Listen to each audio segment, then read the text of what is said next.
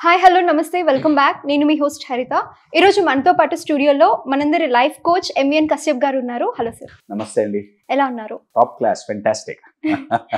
Sir upcoming events ఏమున్నాయి? 2 programmes అండి.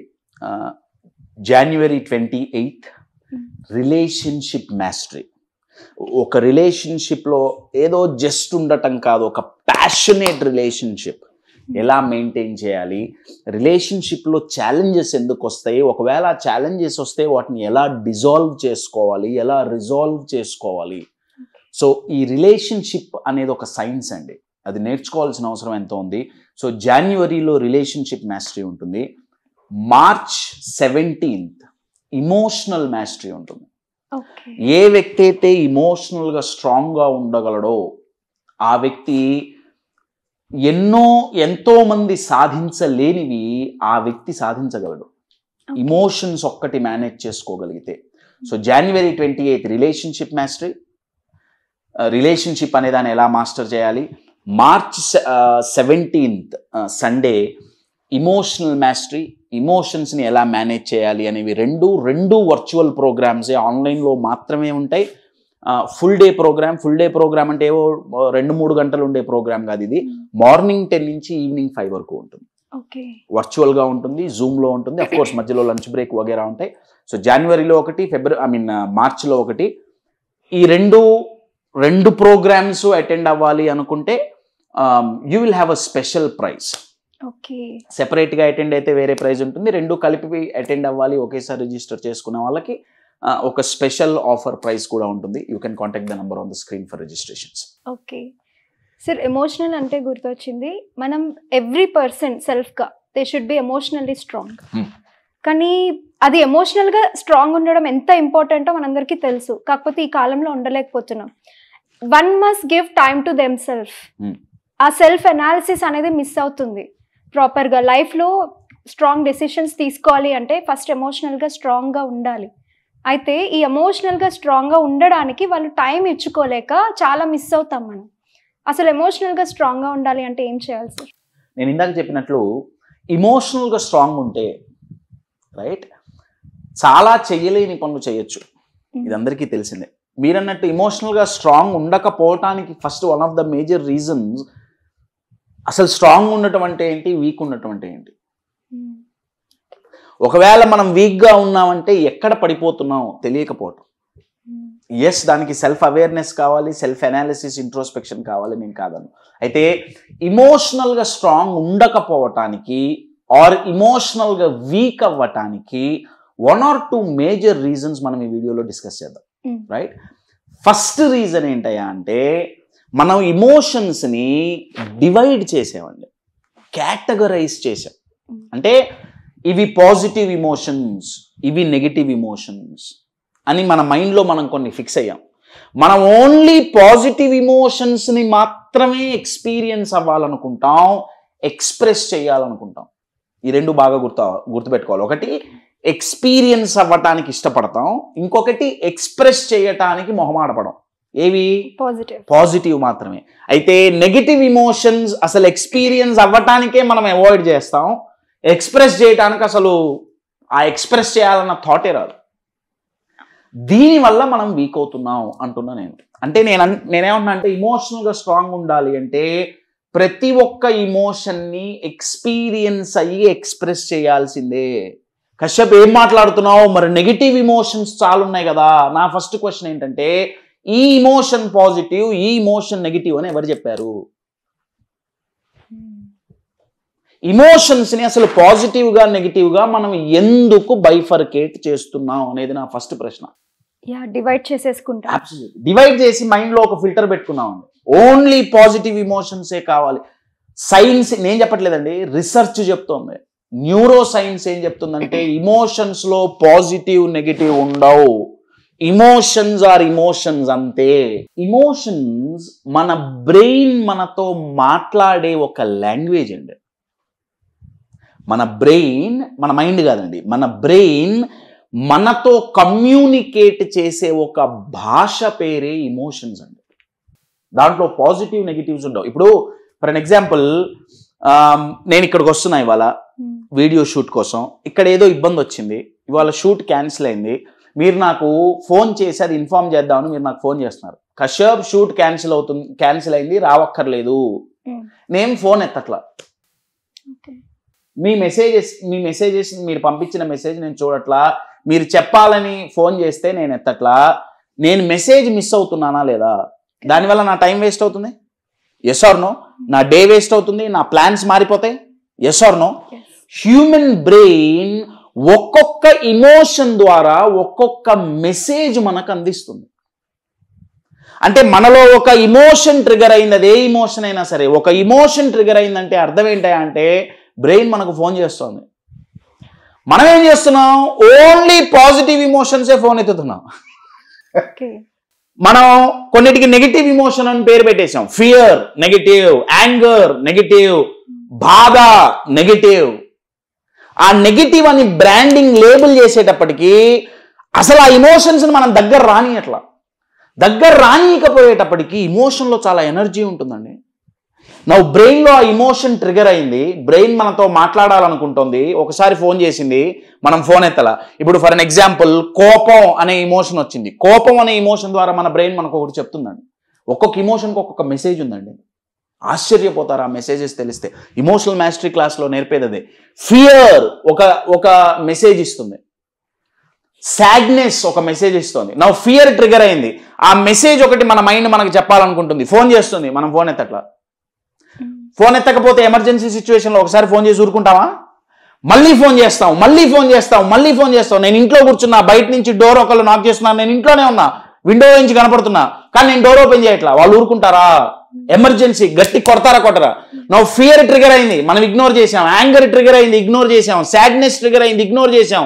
Mind ఇంకా ఇంటెన్సిఫై చేస్తుంది.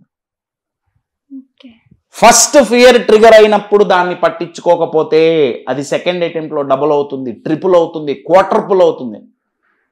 అదే యాంగ్జైటీ అండి. యాంగర్ ఫస్ట్ వచ్చినప్పుడు మనం దాన్ని పట్టించుకోవాలా, ఆ మెసేజ్ మనం అర్థం చేసుకోవాలా, అది డబుల్ అయి, ట్రిపుల్ అయి, క్వార్టర్పుల్ అయి ఒక అన్కంట్రోల్డ్ అగ్రెషన్గా మారిపోతుంది. సాడ్నెస్ ట్రిగర్ అయింది, మనం దాన్ని పట్టించుకోవాలా, మనం ఇగ్నోర్ చేస్తున్నాం, అవాయిడ్ చేస్తున్నాం, బ్రెయిన్ మనకి ఏం చెప్పాలనుకుంటుందో మనం వినట్లా. ఆ సాడ్నెస్ డబుల్ అయి, ట్రిపుల్ అయి డిప్రెషన్గా మారుతుంది. బేసిక్గా మనం ఇప్పుడు తెలుగులో ఎలా మాట్లాడుకుంటున్నామో మన బ్రెయిన్ మనతో మాట్లాడే భాష ఇమోషన్ అండి. దాంట్లో పాజిటివ్ నెగిటివ్స్ ఉండవు. ఇమోషనల్గా స్ట్రాంగ్ అవ్వాలంటే ఫస్ట్ లెర్నింగ్ ఏంటంటే we should experience every emotion as it is. Avoid చెయ్యొద్దు, కంట్రోల్ చెయ్యొద్దు. మీరు ఎంత అవాయిడ్ చేసి ఎంత కంట్రోల్ చేస్తే అంత ప్రాబ్లం, అంత వీక్గా తయారవుతాం. అంత ప్రెషర్ కూడా ఎక్కువ అవుతుంది లైఫ్లో. చాలా మంచి పదం వాడారండి. మైండ్ ప్రెషర్ కుక్కర్ లాగా తయారైంది, విజిల్ కూడా లేదు. ఇమోషన్ వచ్చినప్పుడల్లా దాన్ని ఎక్స్పీరియన్స్ అయితే నా ప్రెషర్ కుక్కర్లో ప్రెషర్ బిల్డ్ అయ్యి విజిల్లో నుంచి ప్రెషర్ బయటికి పోతుంది. మనం ఎక్స్పీరియన్స్ అయినప్పుడల్లా ఇంటెన్సిటీ యాక్చువల్గా తగ్గుతుందండి. నేను ఒక ఎగ్జాంపుల్ ఇస్తానండి. ఇమోషన్స్ని నెగిటివ్ అని చెప్పి మనం అవాయిడ్ చేయటానికి పోతే ఎంత చికాకు అవుతుందో నేను మీకు ఒక ఎగ్జాంపుల్ ఇస్తాను. కొన్ని సంవత్సరాల క్రితం మా తాతగారు చనిపోయారు. ఖమ్మంలో, మా సొంతూరు ఖమ్మంలో ఉంటారు మా అమ్మ వాళ్ళ నాన్నగారు. నాకు ఈవినింగ్ మెసేజ్ వచ్చింది తాతయ్య చనిపోయారు అని. నైట్ బయలుదేరి వెళ్ళటానికి లేదు, నేను ఎర్లీ మార్నింగ్ బయలుదేరి హైదరాబాద్ నుంచి ఖమ్మం వెళ్ళి ఒక 3.5-4 hours జర్నీ. రైట్. సిచ్యువేషన్ ఏంటంటే వెళ్ళంగానే నేను తాతయ్యని చూసా, ఏడ్చా, అదంతా అయిపోయింది. మా తమ్ముడు ఒకడు వచ్చాడు, నా కజిన్ బ్రదర్. వాడు వచ్చి అన్నాడు, అన్నయ్య తల పగిలిపోతుంది, బీభత్సమైన తలనొప్పి, నాకు అర్థం కావట్లా. నేనన్నా పడుకోలేదా? లేదన్నయ్య పర్లేదు బాగానే పడుకున్నా. రాత్రి నుంచి తినలేదా? లేదన్నయ్య తిన్నా. మంచినీళ్ళు ప్రాపర్గా తాగా? అన్నయ్య ఐఎమ్ హైడ్రేటెడ్, నో ఇష్యూ. కానీ తలనొప్పి ఎందుకు వస్తుందో తెలియట్లా, మందులు వేసుకున్నా తగ్గట్లా. నేనన్నా ఆలోచించి చెప్తా. నేను వాడిని గమనిస్తున్నా.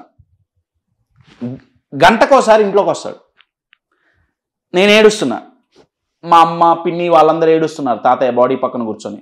నా వాళ్ళు లోపలికి వచ్చేవాడు వచ్చి, ఎందుకు ఏడుస్తున్నారు? ఏడిస్తే పోయిన వ్యక్తి తిరిగి వస్తాడా, లేండి ఏడవకండి బయటికి వెళ్ళిపోయాడు. మళ్ళీ 1 గంటకు వచ్చేవాడు, మళ్ళీ సేమ్. కాసేపు ఏంట్రా ఇది, మోటివేషనల్ స్పీకర్, లైఫ్ కోచ్ నువ్వే ఏడుస్తావా, అసహ్యంగా లే. నా ఇలా 4-5 సార్లు జరిగిందండి. నా లాస్ట్గా మధ్యాహ్నం టైం అయిపోయేటప్పటికి తాతయ్య బాడీని ఫైనల్ రిచువల్స్కి తీసుకెళ్లాల్సిన టైం వచ్చింది. అప్పటి వరకు వాడు నా పక్కన ఉన్నాడు, మాయమైపోయాడు. నేను వాడికి ఫోన్ చేశా, అరే ఎక్కడున్నావు? అనే చాలా ఇంపార్టెంట్ పనిలో ఉన్నా, నేను 1 గంటకు వస్తాను. నేను కాదు రావాల్సిందే. కాదు రావాల్సిందే. ఇప్పుడు తాతయ్యని చూడకపోతే జీవితంలో ఇక చూడలేవు. వాడు నా మాట ఎందుకు విన్నాడో నాకు తెలియదు, కానీ వాడు వచ్చాడు. వచ్చి నా తాతయ్య బాడీ అక్కడ ఉంది, వాడు నా పక్క నుంచి ఉన్నాను, నేను గమనిస్తున్నా. ఒక 5 నిమిషాల్లో వాడు బ్రేక్ డౌన్ అయ్యి నన్ను పట్టుకొని గట్టిగా ఏడ్చి, వాళ్ళ అమ్మను పట్టుకొని గట్టిగా ఏడ్చి, వాళ్ళ తమ్ముడిని పట్టుకొని గట్టిగా ఏడ్చి, తాతయ్యని పట్టుకొని బీభత్సంగా ఏడ్చి, ఒక అర్ధగంట ఇది నడిచిందండి. తర్వాత తాతయ్య బాడీని తీసుకెళ్ళిపోయారు. మేము స్నానాలు చేసి వచ్చి కూర్చున్నాం, ఇక లంచ్ చేస్తున్నాం. నా పక్కన కూర్చొని వాడు భోజనం చేస్తున్నాడు. అరే తలనొప్పి పోయిందిరా అన్నాడు. మీరు ఇక్కడ గమనించాలి, వాడికి తలనొప్పి ఎందుకు వచ్చిందంటే బాధ అనే ఒక ఇమోషన్ని ఎక్స్పీరియన్స్ అయ్యి ఎక్స్ప్రెస్ చేయటానికి వాడు రెడీగా లేడు. ఎందుకంటే వాడి మైండ్లో ఏం పడిపోయిందంటే బాధ నెగటివ్ ఇమోషన్, అబ్బాయిలు ఏడవకూడదు, బాధని వ్యక్తపరిస్తే వీక్ అయినట్లు కంట్రోల్ చేసుకుంటున్నారు. మన మైండ్లో ఏముందంటే నెగిటివ్ ఇమోషన్స్ ఏది సరే మనం ఎక్స్పీరియన్స్ అవ్వకూడదు, ఎక్స్ప్రెస్ చేయకూడదు, చేస్తే మనం వీక్ అవుతాం అని మన మైండ్లో, మనం వీక్ అన్నట్లుగా మనకు భావన. కాదండి, ఇమోషన్స్లో నెగిటివ్ పాజిటివ్ ఉండవు. అంటే కశ్యప్ ఏడుస్తూ కూర్చోవాలా? కాదండి, ఏడవటం తప్పు కాదు, బాధపడటం తప్పు కాదు. ఇమోషనల్గా స్ట్రాంగ్ ఉన్నవాడికి వీక్ ఉన్నవాడికి తేడా ఏంటంటే, ఇమోషనల్గా స్ట్రాంగ్ ఉన్నవాడు బాధపడతాడు, వీక్ ఉన్నవాడు బాధపడతాడు. కానీ స్ట్రాంగ్ ఉన్నవాడు ఎక్కువసేపు బాధపడ్డు. స్ట్రాంగ్ ఉన్నవాడికి కోపం వస్తుంది, వీక్ ఉన్నవాడికి కోపం వస్తుంది. స్ట్రాంగ్ ఉన్నవాడు కోపం రాగానే ఆ కోపాన్ని ఎలా ఉపయోగించుకోవాలి, బ్రెయిన్ ఏం చెప్తుంది తెలుసుకొని దానికి తగ్గట్టు స్టెప్స్ తీసుకోగలుగుతాడు. వీక్ ఉన్నవాడు తీసుకోలేడు. స్ట్రాంగ్ ఉన్నవాడికి భయం వేస్తుంది, వీక్ ఉన్నవాడికి భయం వేస్తుంది. బట్ ఆ స్ట్రాంగ్ ఉన్నవాడు భయపడితే అంతా వణుకుతూ కూర్చోడు. ఓకే ఇది జరుగుతుందేమో అని భయం, ఓకే జరగకుండా ఉండాలంటే నేనేం చేయాలి. కానీ వీక్ ఉన్నవాడు అది ఆలోచించడు, భయపడుతూనే ఉంటాడు. తేడా తెలుస్తుందా?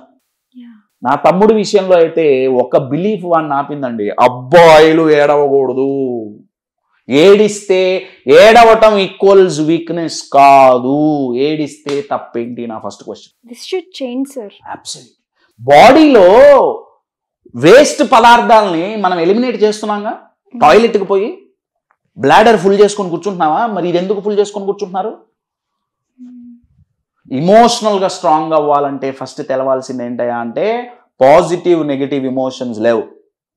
ఇమోషన్ ఈజ్ అన్ ఇమోషన్, అంతే. ప్రతి ఇమోషన్ మనకు ఒక మెసేజ్ ఇస్తుంది. ఆ మెసేజెస్ ఏంటి అవన్నీ నేను ఒక వీడియోలో చెప్పలేనండి. ఇమోషనల్ మాస్టరీ క్లాస్ మార్చ్లో జరిగే దాంట్లో నేర్పించేది అదే. దగ్గర ఒక 10 కేటగిరీస్ ఆఫ్ ఇమోషన్స్ మనం డిస్కస్ చేస్తాం. ఫియర్, యాంగర్, సాడ్నెస్, గిల్ట్, వీటన్నిటిని ఎలా హ్యాండిల్ చేయాలి, ఒక్కొక్క ఇమోషన్ వచ్చినప్పుడు మనం ఏ స్టెప్స్ తీసుకోవాలి, ప్రాపర్ ప్రూవెన్ టెక్నిక్స్ నేర్పించడం జరుగుతుంది ఇమోషనల్ మాస్టరీ ఈ క్లాస్లో. అప్పుడు ఇమోషనల్గా చాలా దృఢంగా తయారవుతాం. ఏ ఇమోషన్ని మనం అవాయిడ్ చేయాల్సిన పని లేదు. ఈ వీడియోలో ఇంతవరకు తెలుసుకోండి. ఫస్ట్ లెర్నింగ్ ఏంటి? పాజిటివ్ నెగిటివ్ కాదు, emotion is an emotion. Positive negative అనేది ఉండదు. ప్రతి ఇమోషన్ మనం ఎక్స్పీరియన్స్ అవ్వాల్సిందే, అవాయిడ్ చేయటం కుదరదు. ఆర్ అవాయిడ్ చేయటం కుదురుతుంది కానీ చేయకూడదు. ఈ రెండు గుర్తుంటే మనం ఇమోషనల్గా స్ట్రాంగ్ అవ్వటానికి ఫస్ట్ స్టెప్స్ పడతాయండి. సెకండ్, మీరు అనుకున్న నెగిటివ్ ఇమోషన్స్ ఏవైతే ఉన్నాయో మీ మైండ్లో, అది ఫియర్ కావచ్చు, సాడ్నెస్ కావచ్చు, అవి నెగిటివ్ కాదండి. భయపడటం తప్పు కాదు. కోపం రావటం ఇమోషనల్గా వీక్నెస్ కాదు. బాధపడితే ఇమోషనల్గా వీక్ ఉన్నట్టు కాదు. You're getting it? So for ఇంకా డీటెయిల్స్ ఇంకా నెక్స్ట్ వీడియోస్లో కూడా ఇమోషన్స్ మీద మనం వీడియోలు చేద్దాం. బట్ ఈ వీడియో వరకు మీరు అడిగిన క్వశ్చన్కి మాత్రం ఆన్సర్ ఇది. షూర్.